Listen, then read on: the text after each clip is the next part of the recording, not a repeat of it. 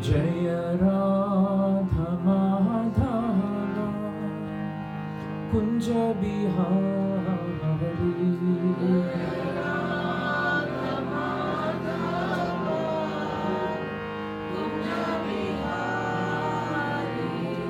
Jaya Gopi Jana Vallabha Varadhari Gopi Jana Vallabha Girivaradhari Gopi Jana Vallabha Girivaradhari Gopi Jana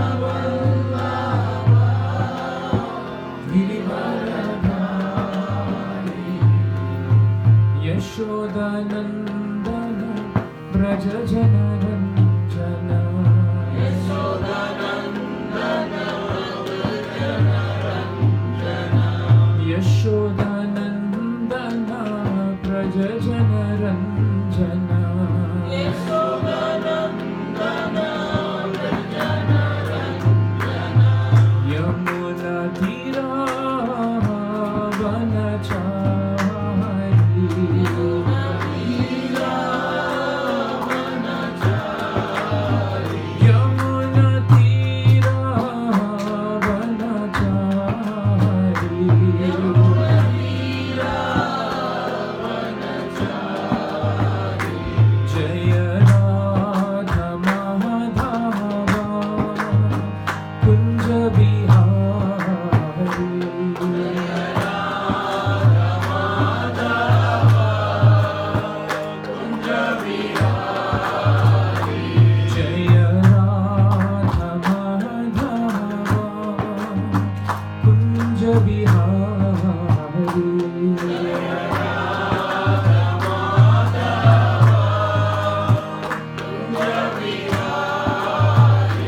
Jaya Gopi Jana Vallabha Girivaradhari Jaya Gopi Jana Vallabha Girivaradhari Jaya Gopi Jana Vallabha Girivaradhari Jaya Gopi Jana Vallabha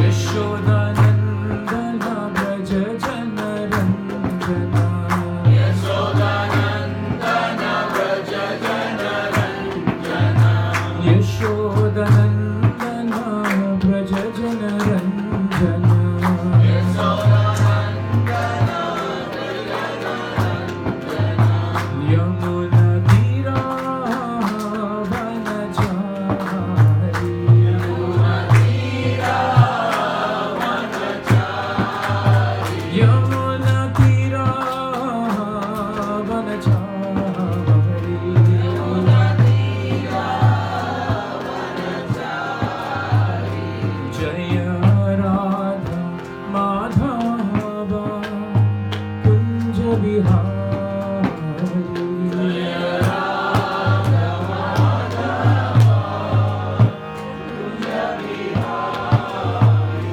Jaya Radha Madhava Kunja Bihari Jaya Radha Madhava Kunja Bihari Jai Shri Shri Radha Madhav ki Jai Jai Shri Jagannath Baladev Subhadra Mai ki Jai Srila Prabhupada ki Jai Srila Gurudeva ki Jai Ananta Kodi Vaishnavrinda ki Jai Nitai Gaura Premanandi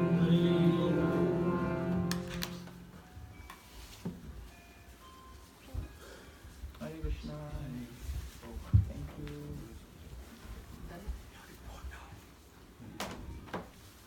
Thank you. Om Bhagavate Vasudevaya. Om Namo Bhagavate Vasudevaya. Om Namo Bhagavate Vasudevaya.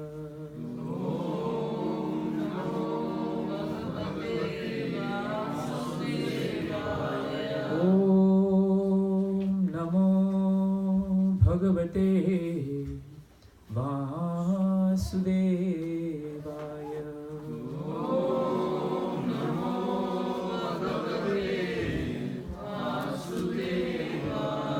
Narayanam Namaskritya Naram Chaiva Narottamam Devim Saraswatim Vyasam Tato Jayamudiraye. Before reciting the Srimad Bhagavatam, which is the very means of conquest, one should offer respectful obeisances unto the personality of Godhead, Narayana, unto Nara Narayana Rishi, the supermost human being, unto Mother Saraswati, the goddess of learning, and unto Srila Vyasadeva, the author. Nasta Prayeshu Abhadreshu Nityam Bhagavata Sevaya Bhagavati Uttama Shloke Bhaktir Bhavati Naishtiki. By regular attendance in classes on the Bhagavatam and by rendering of service to the pure devotee, all that is troublesome to the heart is almost completely destroyed. And loving service unto the personality of Godhead, who is praised with transcendental songs, is established as an irrevocable fact. Jai Grantara Srimad Bhagavatam Ki. So we want to thank Srinivas Prabhu so much for having us over, Mataji also, and the children. And I know it's a Friday and many of you may have to go back to work and it's a weekday. So we try not to take too much time, but there's a nice verse from Bhagavatam. It's the first canto, second chapter, 6th verse. It is a very important verse in Srimad Bhagavatam. And maybe we can just discuss it for a while and then we can have kirtan or some questions. Savai pumsam paro dharmo Yato bhakti radoksaje Amai tuki apratihata Yayatma suprasidati Savai pumsam paro dharmo Yato bhakti radoksaje Amai tuki apratihata Yayatma suprasidati Savai pumsam paro dharmo Yato bhakti radoksaje Amai tuki apratihata Yayatma suprasidati. Anyone like to chant? Savai pumsam paro dharmo Yato bhaktir adokshaje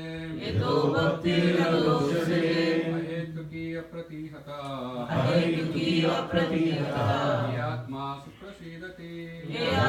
suprasidati. Matajis, anyone would like to chant? Savai pumsam paro dharmo Yato bhakti radoksaje Ahetuki apratihata Yatma suprasidati.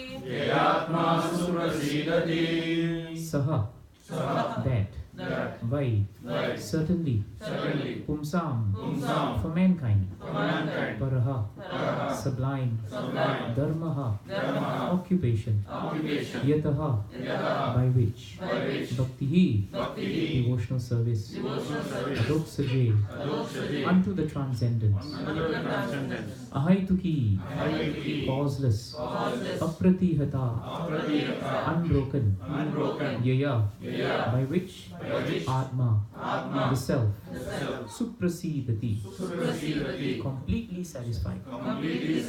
Translation and purport by His Divine Grace, A.C. Bhaktivedanta Swami Srila Prabhupada Ki. Please repeat the translation. The supreme occupation, dharma, for all humanity, is that by which men can attain to loving devotional service unto the transcendent Lord. Such devotional service must be unmotivated and uninterrupted to completely satisfy the self. Please hear Prabhupada's purport. In this statement, Sri Suta Goswami answers the first question of the sages of Naimisharanya. The sages asked him to summarize the whole range of revealed scriptures and present the most essential part so that fallen people or the people in general might easily take it up. The Vedas prescribe two different types of occupation for the human being. One is called Pravritti Marga, or the path of sense enjoyment, and the other is called Nivritti Marga, or the path of renunciation. The path of enjoyment is inferior, and the path of sacrifice for the supreme cause is superior. The material existence of the living being is a diseased condition of actual life. Actual life is spiritual existence, or Brahma Bhuta existence, where life is eternal, blissful, and full of knowledge. Material existence is temporary, illusory, and full of miseries. There is no happiness at all. There is just a futile attempt to get rid of the miseries, and temporary cessation of misery is falsely called happiness. Therefore, the path of progressive material enjoyment, which is temporary, miserable, and illusory, is inferior. But devotional service to the Supreme Lord, which leads one to eternal, blissful, and all-cognizant life, is called the superior quality of occupation. This is sometimes polluted when mixed with the inferior quality. For example, adoption of devotional service for material gain is certainly an obstruction to the progressive path of renunciation. Renunciation or abnegation for ultimate good is certainly a better occupation than enjoyment in the diseased condition of life. Such enjoyment only aggravates the symptoms of disease and increases its duration. Therefore, devotional service to the Lord must be pure in quality, that is, without the least desire for material enjoyment. One should therefore accept the superior quality of occupation in the form of the devotional service to the Lord, without any tinge of unnecessary desire, fruitive action, and philosophical speculation. This alone can lead one to perpetual solace in his service. We have purposefully denoted dharma as occupation because the root meaning of the word dharma is that which sustains one's existence. A living being's sustenance of existence is to coordinate his activities with his eternal relation with the Supreme Lord Krishna. Krishna is the central pivot of living beings, and he is the all-attractive living entity or eternal form amongst all other living beings or eternal forms. Each and every living being has his eternal form in the spiritual existence, and Krishna is the eternal attraction for all of them. Krishna is the complete whole, and everything else is his part and parcel. The relation to one of the servant, the relation is one of the servant and the served. It is transcendental and is completely distinct from our experience in material existence. This relation of servant and the served is the most congenial form of intimacy. One can realize it as devotional service progresses. Everyone should engage himself in that transcendental loving service of the Lord, even in the present conditional state of material existence. That will gradually give one the clue to actual life and please him to complete satisfaction. Jai. Srila Prabhupada ki Jai. Om Ajnana Timirandasya Jnananjana Shalakaya Chakshurunmilitam Yena Tasmai Shri Guruve Namaha. Savai Pumsam Paro Dharmo Yator Bhakti Radok Saje Ahaituki Apratihata Yayatma Suprasidati. One of the most important verses from Bhagavatam, because it tells us basically what is the purpose of our life. It tells us also what should be our supreme occupation. We all have different occupations. Bhagavatam makes it very clear. But the important thing we should understand is that while we have so many occupations, there is one occupation that all sastras consider as supreme. This is something that we have to keep in mind. Why is this important? Because of the word dharma.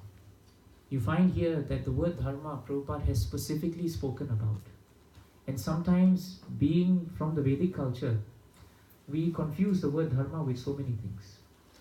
But actually, if you read Bhagavatam very carefully, dharma is very easily explained.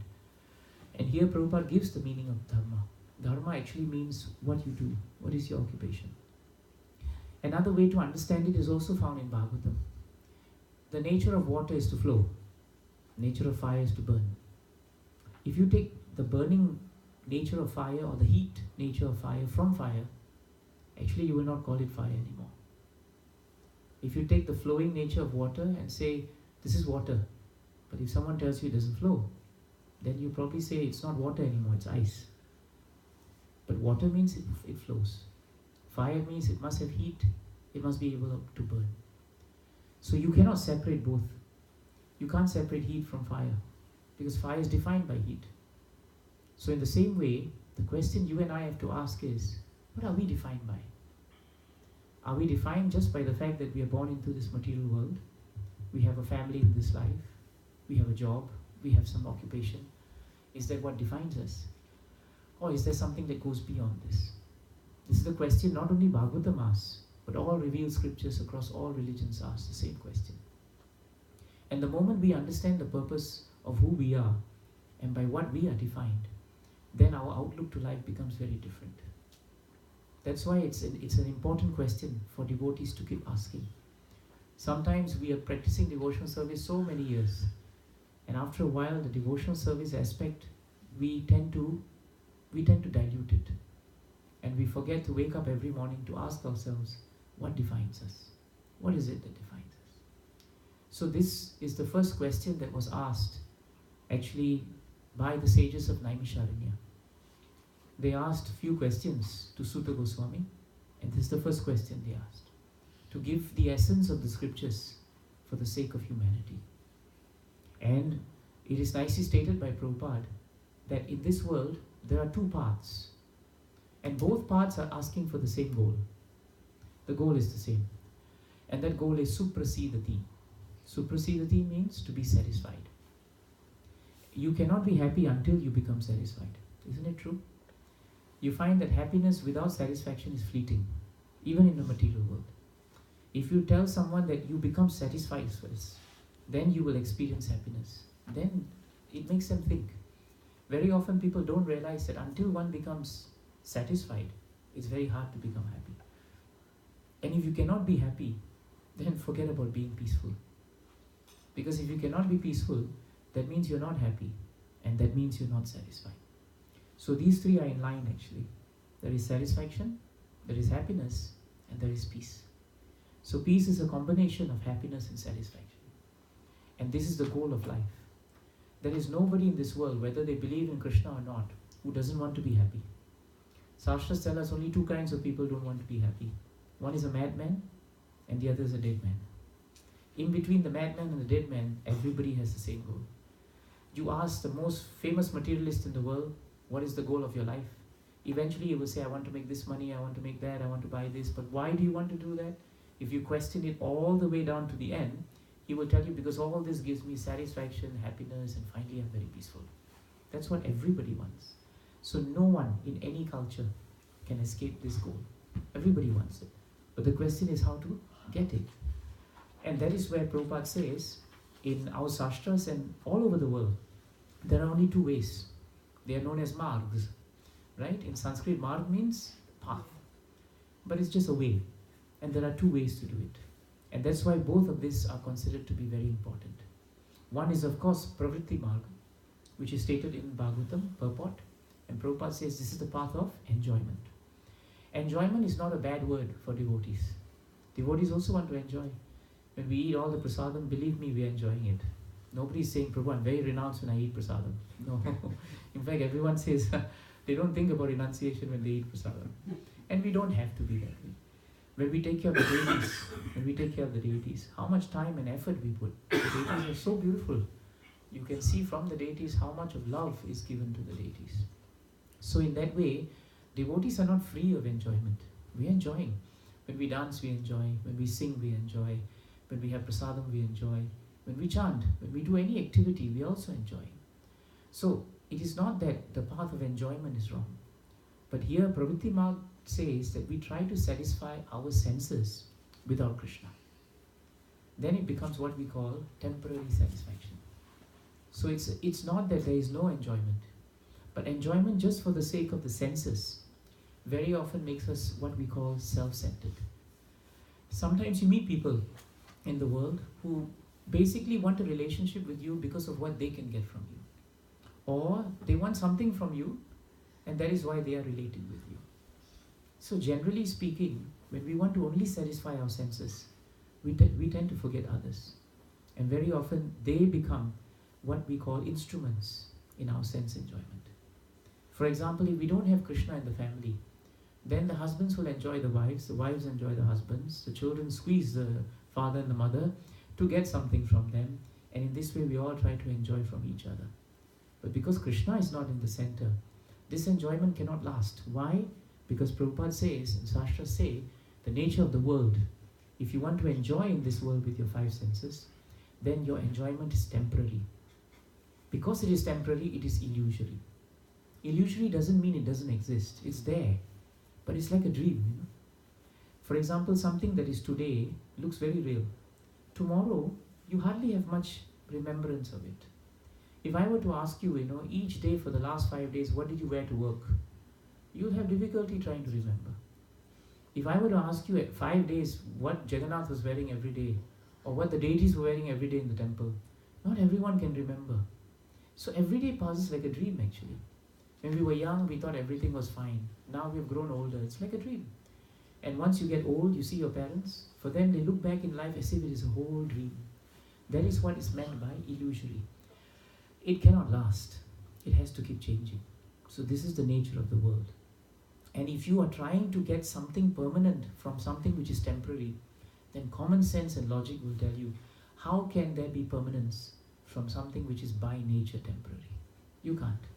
If you want to invest on a floating platform, then the platform will just keep moving, and your investment will keep moving with the platform. That's common sense. But if you invest on a platform which is stable, then automatically it goes to show without much deliberation that your investment is on stable footing. So what are we investing in? If we are investing in the enjoyment of the five senses, where the senses run, we will run. And when the senses find that is not permanent, our happiness which we put on that will also go. That is why the other path is known as Nivritti Marga. Nivritti Marga means the path of renunciation. But renunciation does not mean that we give up everything and go to the forest. That is artificial renunciation. Renunciation always implies, the other word that Prabhupada uses here is the word sacrifice. Have you noticed in the world, no one will sacrifice for something lower. When you say I'm sacrificing, inevitably what it really means is I'm giving up something for something higher. That's why you sacrifice. If you say that my children matter to me, I will sacrifice my time as a parent.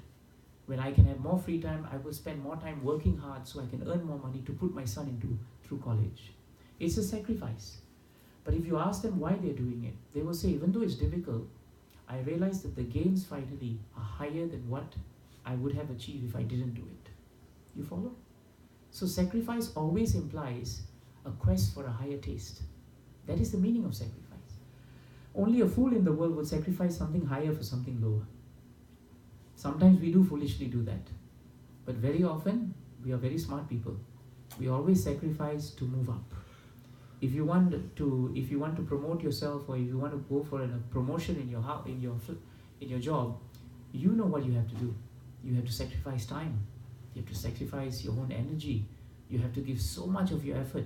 You may have to spend less time with your family. Why? Because I need this job, so I need to work hard. But you are doing this because you know in the long run, it is going to be for the better. That is what renunciation means.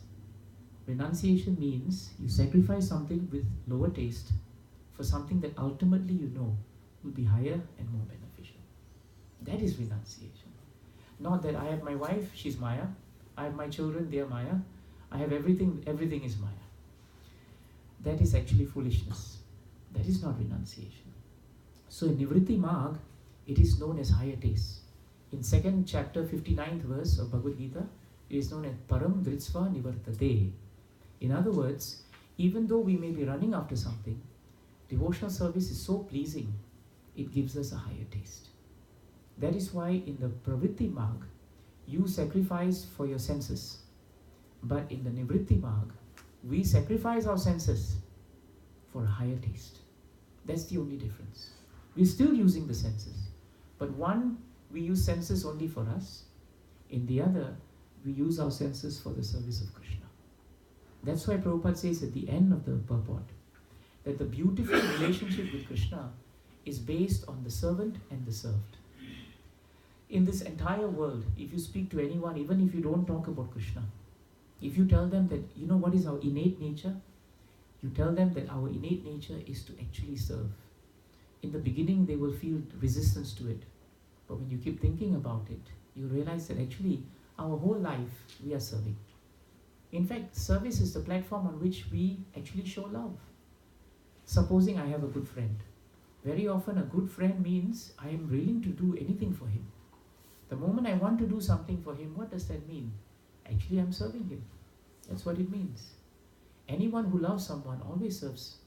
When we love our wives, our husbands, our children, what we are doing is we're actually serving them. Sometimes, as parents, we are willing to do things that we will never do for anyone else for our children. You're serving them. But if you ask why you're doing such things, you will tell them as parents, this gives us so much pleasure just to serve them. So actually everyone is serving everyone. The politician, to become prime minister, he has to make a show at least that he wants to serve the public. But even then he has to show that he is serving, isn't it? And if you are the boss, if you want to help, if you want to make sure that your team is working, you have to take care of them. Taking care of them is a nice word. But what you're actually doing is you're actually serving them. You're serving them. But the service is always done with a motive. That's the difference in the material world. I do something because after I do something, you have to give me something. If you don't, I won't do it again. So when we serve in that way, you find our service is very frustrating. You know why?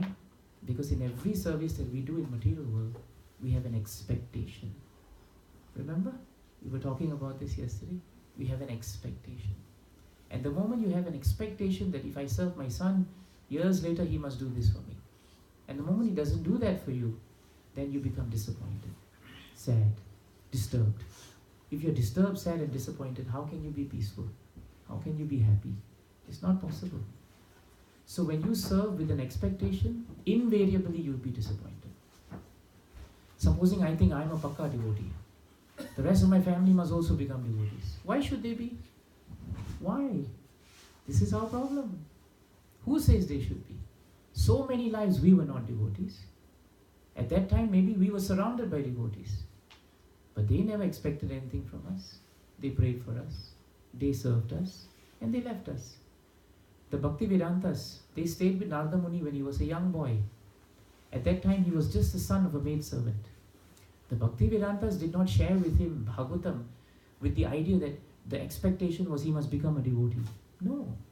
They shared with him Bhagavatam because it was in their nature to give such children Krishna consciousness. After giving it, what did they do? They walked away. They never said, now report to me every day. Are you chanting? Are you reading? No, they didn't do such things. They gave what they had to give and then they walked. This is the path of Nivritti Marg. But because they gave it with full heart, Eventually that became sowed as the seed of devotional service. There was no expectation. This is the nature. Krishna himself is the perfect example of this. When Krishna was in the Ras Leela with the gopis, each gopi thought that only she had Krishna. And suddenly somehow they became very, very proud. Each one said, only I have Krishna. Krishna is only with me, only with me. And the moment they felt that tinge of pride, Krishna vanished. He disappeared. And that was his act of renunciation, Nivritti Mahal. Because Krishna shows us one very important thing. We should learn that in this path of sacrifice, we should do it in ahaituki apratihata. This devotional service, it's service. This service which is done with devotion, it is called devotional service. It must be done first to the Lord. And second, it must be done in such a way that first, there is no expectation. If there's no expectation, then there is only acceptance. When we accept that whatever that is coming in our devotional service is Krishna's plan, then instead of becoming morose, instead of expecting that something should come, we become very peaceful. We go on with devotional service. We don't stop. That's why there's a nice verse in Bhagavatam. Tatte nukampam sushamikshamano bunjana evatma kritam vipakam ridvava purvir vidadan namaste jive tayo mukti padasedaya bhav. It's in the 10th canto, 14th chapter. And Brahmaji says this nice point. He says, Krishna, you are so kind. Tatte nukampam anukampam. You are so merciful. Sushamikshamano. Whenever there are difficulties in a devotee's life, that great devotee never blames you. He never finds fault with the material world. Instead, the devotee's attitude is that this is all happening to me because it is my previous karmas, my previous misdeeds. Whatever I get, I deserve. That's what a devotee feels. And the moment a devotee feels that way, the beauty is that devotee becomes free of philosophical speculation. Why it happened to me? Why must it happen to me? Shouldn't happen to me? Questions like this, Instead of wasting time that way, half that time that we waste asking why it happened to me, we could nicely chant Krishna's names 2-3 times. We could do 2-3 more malas of Krishna's names. We could learn 1 or 2 beautiful shlokas from Bhagavatam. We could use that time instead of wasting time and complaining why the world is like this, why my family is like this, why husband is like that, why children are like that. You just use that time to serve them in Krishna consciousness. Or if they don't want to be served, you just serve Krishna. That's it. We become so much more peaceful. Why? Because there was no motive. So devotional service must be performed first without motive. And this motive takes 2 parts. The first is expectation. The solution to expectation is acceptance.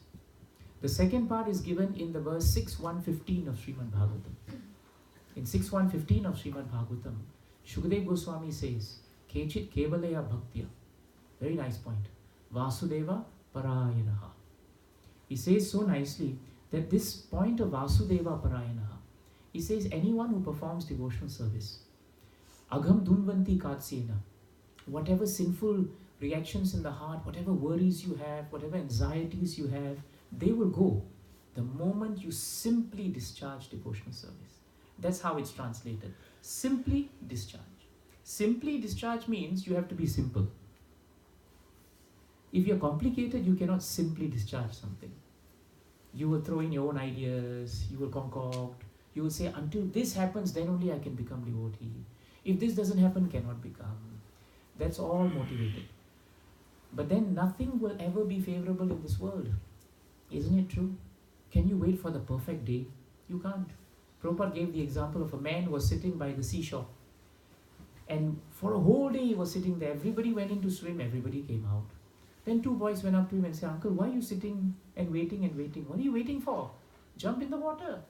And he said, I'm waiting for the tide and the waves to stop coming. Then I will jump. And the 2 children told him, Uncle, the waves will never stop coming. But you just have to jump. That's how life is. Prabhupada used this so nicely to illustrate. We cannot wait until the waves of the difficulties and challenges of life will come. Because they will come, they will go. They will come, they will go. That is the nature of the world. But instead of waiting for that, we have the choice to change our lives now. We have a choice. What stops us from chanting Hare Krishna, Krishna Krishna, Hare Hare, Hare Ram, Ram Ram? It's not very difficult. It's not, there's no taxes. No one will tax you when you chant. At least not now, not yet. No one is doing that. It doesn't hurt anyone when you chant. People don't get upset with you when you chant. So what happens? Nothing happens. What does it take for us to wake up half an hour earlier just to sit down with Krishna and chant? All we have to do is sleep half an hour earlier. That's all we have to do. Just go to sleep half an hour earlier, you wake up half an hour later. That's the key. So actually it's not very difficult to serve Krishna. But the point is, it must be done Vasudeva Parayanaha, simply. Must be done in a simple way. That's why our Guru Maharaj always told us, don't complicate material existence. All our acharyas are telling us the same thing. Don't complicate it. Simplify it. You look in your own lives. What are the things that stop you from chanting Krishna's names? You look in your own lives. What are the things that we don't really need? You will know, only you will know. No one else will know. You will know what is taking up more time than is necessary. And you will know what is it that you don't need. The only thing we should do is, we should sincerely remember that we don't have dependence on this material world to give us happiness. Because by nature it is chanchal, just like the mind. If it's chanchal, what are you going to do with it? That's why Bhagavatam 1.5.18 of Srimad Bhagavatam tells us very nicely, Tasyeva heto prayateta kovido na labhyate yat brahmata uparyadha talabhyate dukkhavaranyavad sukham kale na sarvatra gabira rauhasa. It's a very nice verse. And the verse tells us, those who are really intelligent and those who are really philosophically inclined, they will understand one very important thing. They don't run after the happiness which is obtainable in a temporary manner in this world. Because they know that the happiness that they want to run after, what happens to that happiness is that it is temporary. And they also know that whatever happiness that is due to them in terms of their destiny, it will come in due course of time. And they also know that the miseries of the world that nobody is chasing for, the beauty is, in due course of time, the miseries also come. The irony of this world is, we are running after material happiness, and material misery is chasing after us. Just think of the illustration. You are running after material happiness, and material misery is running very anxiously after you. Because material happiness in this world is temporary cessation of misery. Prabhupada uses that term. It is like you take, what do you call it? You call it Panadol here, or you call it aspirin? Aspirin, is it? Okay, you know what it is, a painkiller. And everyone knows a painkiller doesn't actually stop the pain. It actually only suppresses it. And it doesn't mean that if you've taken aspirin or Panadol or whatever you call it, doesn't mean the fever's gone away. It just means you're not feeling its effects for a while. But eventually it must come back again. Another example Prabhupada gives, take a man to the edge of a pond and put his head into water. Hold it down just before he's going to die, you pull it up. When he comes up, that moment of taking breath is the most wonderful moment in his life. Then push him back again. You keep doing that, and every time he comes out, and that fleeting moment when he thinks he's surviving, he thinks this is happiness. And that is the path of Pravritti Marg. That's why it cannot really give us lasting happiness. For a while you may feel happy, then you go up, you go down, you go up, you go down. Children, you're all here, right? Every time you study very hard for exams, at that time you're all full of misery, isn't it? The last day, when you finish your exams and your result, you finish your exams, you put down your pen. I know how it felt. The last day of exams is the most glorious day. Because when you put down that pen or pencil, you think, I'm liberated. Right? I've gone to heaven and come back. And then 1 week or 1 day before the results come out, all the anxieties come back again. So you see, this is our life. Up and down, up and down. Those who are not married, they will think how nice it is to get married. Those who are married, they will say, Prabhu, I think it's good you are not married. Those who don't have children, look at others who have children, say, so nice to have children. Those who have children will tell you, I miss the days when we had no children. Everything is like that. I look at your house and I think how nice to stay in this house. You look at my house and say how nice to stay in your house. I look at Minneapolis, I say I should leave Singapore. You look at Singapore, you say I should leave Minneapolis.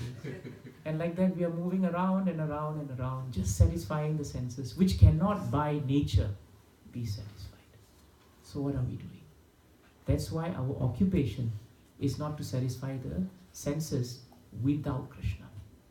No one is telling us not to stop satisfying. You have to eat. Materialist has to eat. But you take prasadam. He takes whatever he wants.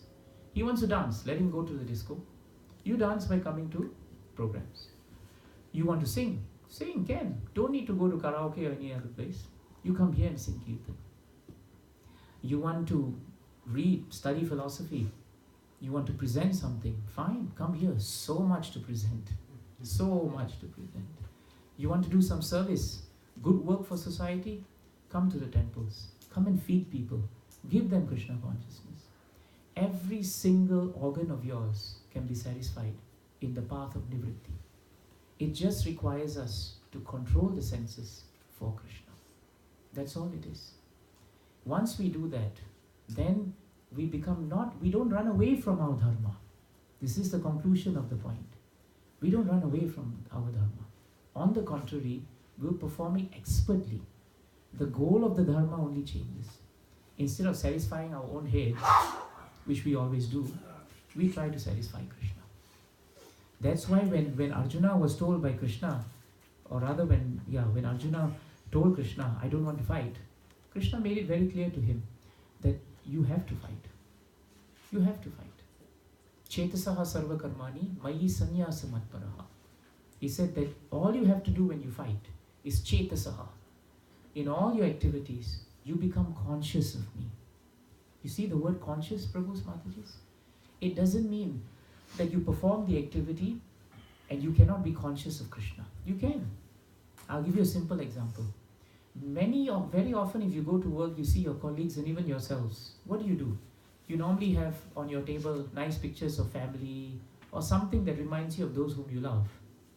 While you work, when your boss becomes too much or work becomes too much, what gives you solace? When you are conscious that you're doing it for a higher cause. I'm doing it for my family.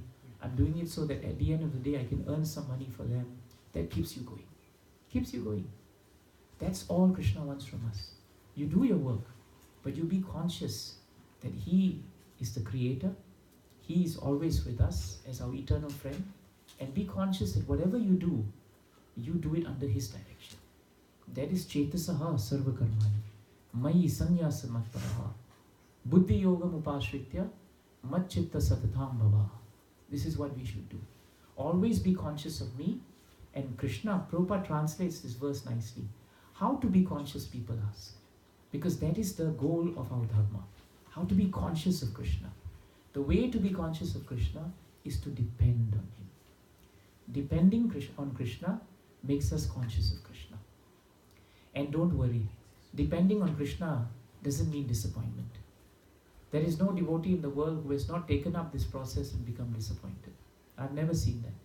If anyone becomes disappointed, it's their expectations, not the acceptance. They are living in dream world. That's why they lose faith. But any devotee who takes up this process very, very sincerely, following the rules. What's the rules? The rule is your paro dharma is devotional service. First rule. Second rule, how do you execute it? You execute it by not having any motive in the heart, but knowing that Krishna, I will do my dharma. I'll do it to my best. Result is not in my hands. Result is in your hands. But I will do my best.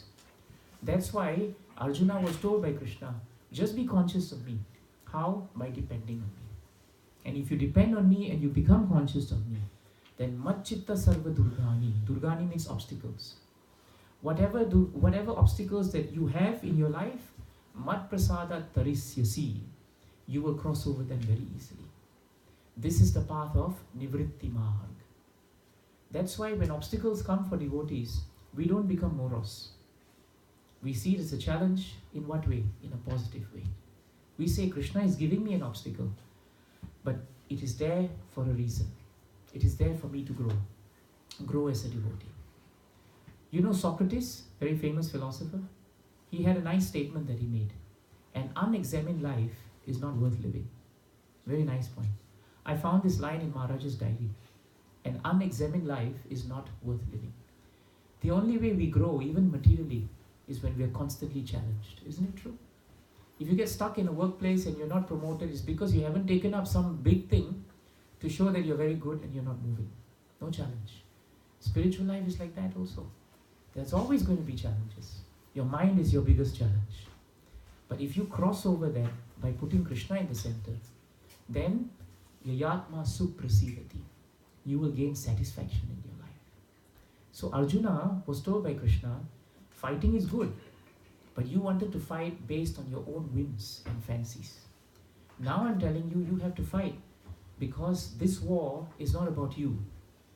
I have a higher plan and I want the Pandavas to finally rule and not the Kauravas. Can you imagine if the Kauravas ruled after the Mahabharata war? It would be the end of the world. So Krishna said, you become nimitta matra bhavya savyasachi. Just become an instrument in my hands. And he called him Savyasachi. Savyasachi means one who is very expert at shooting arrows. In other words, Krishna was actually joking with Arjuna. He was being sarcastic. He said, you're very expert at shooting arrows, very good. But just know one thing, every arrow that you shoot, I will decide where it goes. You can shoot your arrows, but whether they hit or not, that's up to me.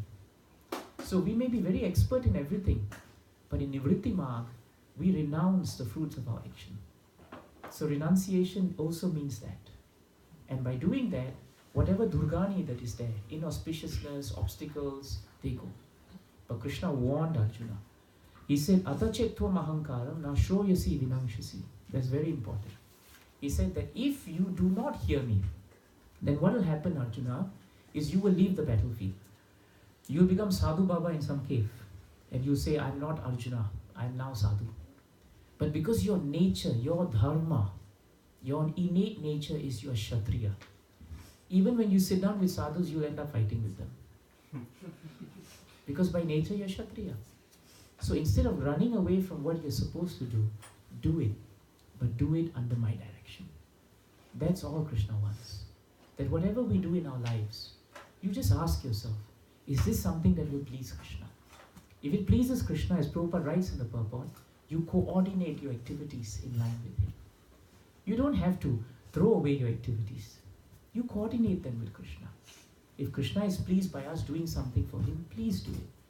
But do it to please him, not to please ourselves. By pleasing him, automatically you will also become pleased. That is accepted. When a mother sacrifices so much for the child, some people ask, why you are so foolish, doing so much for child? But she will tell you, the satisfaction I get to do something for my child is happiness itself. You don't have to get anything from somewhere. My happiness is already inside. This is how we become peaceful in life. And the best example I can give before we end today's session is the example of Duryodhana and Arjuna. They both went to see Krishna in Dwarka just before the Mahabharata war. Why? Because Arjuna announced to the whole world Krishna announced to the whole world that I'm not taking any sides in this war. I'm not going to fight personally. I will only play a part in this war as a charioteer. No lifting of arms, the Supreme Personality of Godhead. So he declared himself to be very neutral. And what's a charioteer? Someone who is just guiding a chariot based on the directions of the warrior. That's all. So it's a very menial task. But Krishna announced to everybody, I have an Aukshini division, an army of more than 1 million warriors from Dwarka. You either take them or you take me. Immediately Duryodhana heard it, Arjuna also heard it. In those days, no emails, no WhatsApp, no Facebook. So when I say immediate, they took some time, but they knew about it. So they both left Hastinapur and they both proceeded to Dwarka. And they reached at the same time. Though they didn't travel together, not really the best of friends, but they came there, same time. And when they reached there, they were told that Krishna is lying down, still taking rest. So they both came inside the quarters. Duryodhana was thinking, he was always a strategist, He thought, where should I sit? Because the moment Krishna opens his eyes, I must be the one to ask first. because I want his million armies. I don't want a charioteer. I get his army, we are going to win the war. So he needs to hear me first.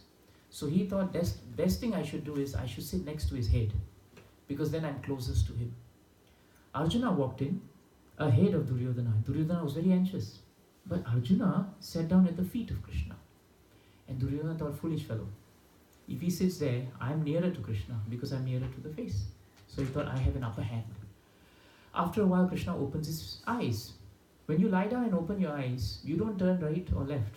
You normally open your eyes, you look straight. And what do you see? You see anything that's near your feet. It's very natural. So who did he see at his feet? He saw Arjuna. So naturally he said, Arjuna, so nice of you to have come. Then Duryodhana announced his presence. Ah yes, Duryodhana, you are also here. Very nice to see you. So he said, what have you all come? Have you all come regarding whether it's the army or me? And Duryodhana said, yes. Can I go first? And Krishna smiled at him and said, don't you know it is etiquette that those who are older should let those younger to go first? That's our etiquette. So Duryodhana, you're older. Let Arjuna go first. So Duryodhana thought, this is just Krishna's way of giving added advantage to my cousin. So he said, all right, you go now. So Arjuna said, Krishna, I want you as my charioteer. And Duryodhana thought, today is the day I've won the war. Foolish man. First of all, he sits at the feet. Then he asks only for the charioteer. And Duryodhana was very happy. And Krishna said, you're sure? And he said, yes, I'm very sure. So Krishna turns to Duryodhana and said, you have got what you wanted. Because Krishna is in the heart of everyone. He knows exactly why we come. He knows exactly what we have in our heart. We may tell Krishna, I have no motive, Krishna. Only I'm pure devotee. I only want to serve you. But Krishna alone knows in your heart, you are telling me this, but I know what you want. So he knew. So he told Duryodhana, I hope you're happy. And Duryodhana said, I'm very happy. Thank you very much. And Mahabharata says, as Duryodhana was leaving, he was so happy. Because he was thinking, now I have just added 1,000,000 more soldiers to my army. And of all people, it should come from Krishna, who is traditionally my enemy. And he left. This is the greatness of Krishna. Even those who are inimical to Krishna, they also find that Krishna is not so bad with them. Eventually they see him, Krishna is not so bad also. Then Krishna turns to Arjuna and he asks Arjuna, Arjuna, why did you not choose the armies? The Pandavas, you don't have so many allies like the Kauravas. You need armies. And Arjuna had such a simple answer. He said, I can have all the armies in the world, but Krishna, all these armies are only your energies. I'm not interested in your energies. And I don't want to enjoy your energy separately without you. I rather want you. Whether you have weapons, whether you don't have weapons, you are the ultimate source of all shelter. You are Param Parayanam. You are the source of all sources and the shelter of all shelters.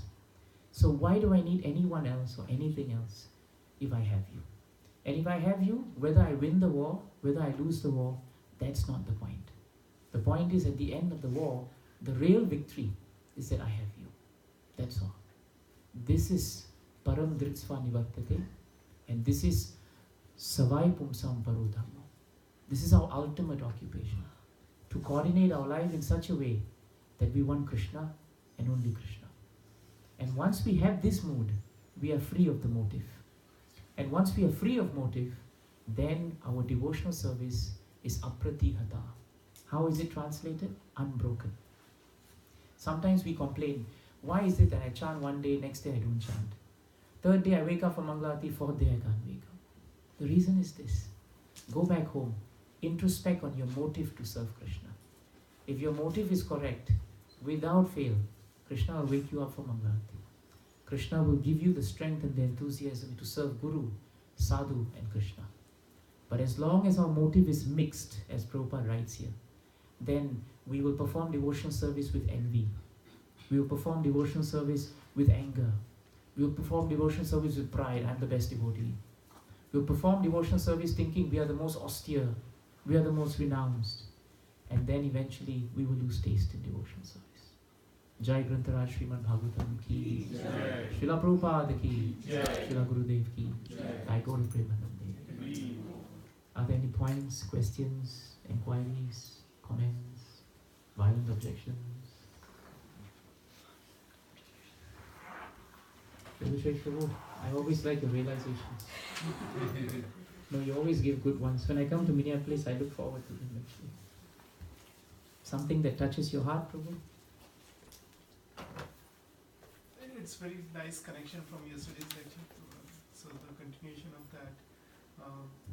The thing is that I was just, like meditating on the point that occupational duty, so the supreme occupational duty is to serve Krishna and to, like that. But at the same time, we have subordinate activities, you can say subordinate dharma Yes. that we have. So how to align that is the key thing. Yes. That how to align that with our supreme Yes. dharma. So That was given in the example of Arjuna. Arjuna's param dharma was to be devotee. His subordinate dharma was to be Kshatriya. And in the point of the Mahabharata, he wanted to forego his subordinate dharma. But Krishna told him, you don't have to. You just have to put me in the center and become my instrument. I have a plan. And all those who must be killed on the battlefield are already killed. You just follow my instructions. Do the best you can do, but not be entitled to the actions and the results. That was the mood he told him to fight with. So if we translate that into our material world, Prabhu, where we are working, we should be very expert in our work. We should. We should never forego our work. All of us have work. You have to leave for work, you better leave. But do it in as expert a way as possible. Another name for Vaishnava, he is Daksha. Daksha, 12th chapter, he is known as Daksha. He is expert. And because you realize one secret of work, the more expert you are in the work, the more free time you get actually. When you become really expert at your work, you can do it in quality. You don't need so much quantity. So actually, when we become expert and we do it, but we're always conscious at the back of our mind that we're doing it for a higher cause, then that protects our consciousness even while we work. The other thing that really protects our consciousness is to chant our rounds of Hare Krishna Maha Mantra and read Prabhupada's books daily, especially before we go to work. That's why Prabhupada created the morning program. He created it in a society where at that time there were only full-time devotees. But he's an acharya, he sees ahead. He also knew that later on in ISKCON there will be so many devotees who will be mostly working rather than living in temple. If we could wake up early and be disciplined and chant Krishna's names very favorably and lovingly, then we go to work. You find that your chanting will protect your consciousness automatically, because chanting is not different from Krishna. So these are the ways, practically, Prabhu, that we can actually coordinate our activities in our subordinate dharmas and align them eventually with our paru dharma. Is that helpful? Yes. We'll stop here? Yes. Okay. So we should serve. We may not have time for Kirtan. It's already 8:05. 5 minutes. 5 minutes is okay? Prabhu, are you sure? If anyone needs to run, you please run. I'm not going to stop you. I'm the one on holiday here. So just chant 5 minutes.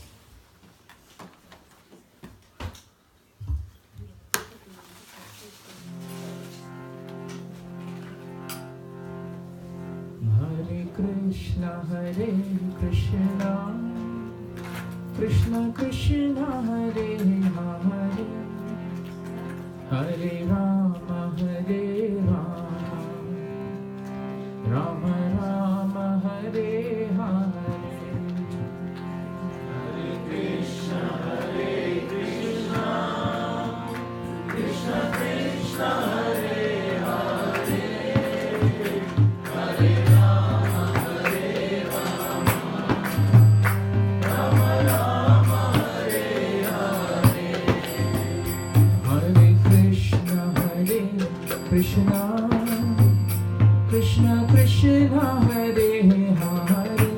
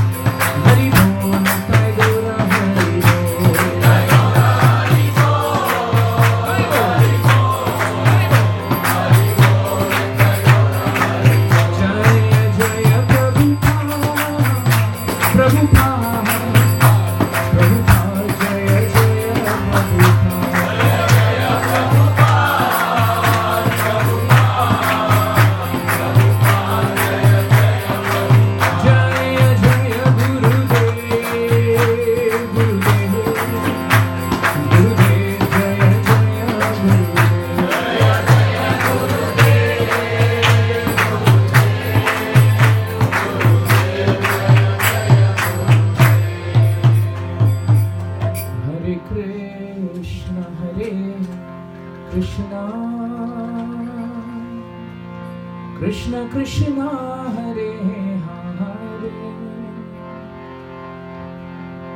Hare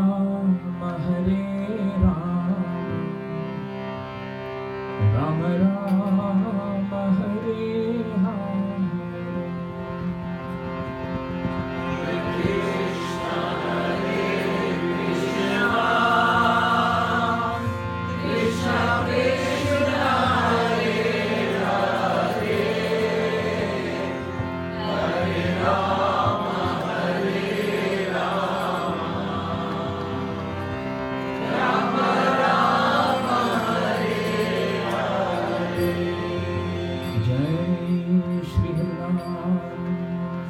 Sankirtan Yajna ki jai, Nitai Gaur Premanand.